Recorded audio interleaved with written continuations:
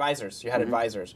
Do you still have advisors today advising you through the process? Oh yeah, I'm a huge proponent, more than ever. How do you ask someone? I'm a freelancer. Keep in mind, when I was starting the group as a collective, I asked for advisors. You know who I asked?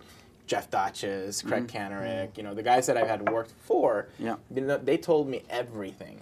Yeah. Like, here's how to do the business, bam, bam, bam, and they cared about your success. How do you go about? How would you tell one of our viewers to go about with that process? Well, I think there's when it comes to advisors, you got to think of them in two ways.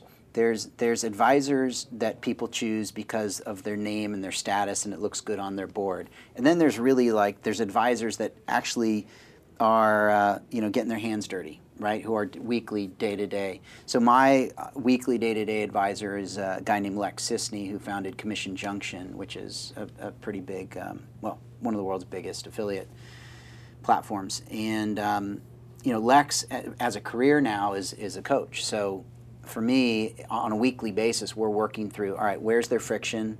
What's in the way?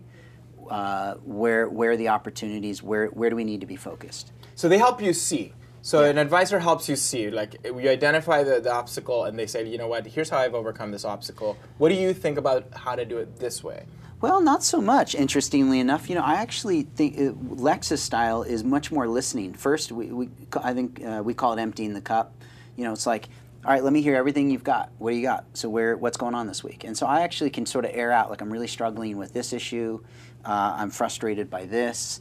I don't know what to do here. And I just air it out. And then what he does is he repeats back what he just hears, what he heard from me. So I feel like I'm fully heard. And then he'll go, okay, well, let's look at these areas. What actions are we going to take there? So what are you going to do related to that? Well, I think I'm going to do X, Y, and Z. So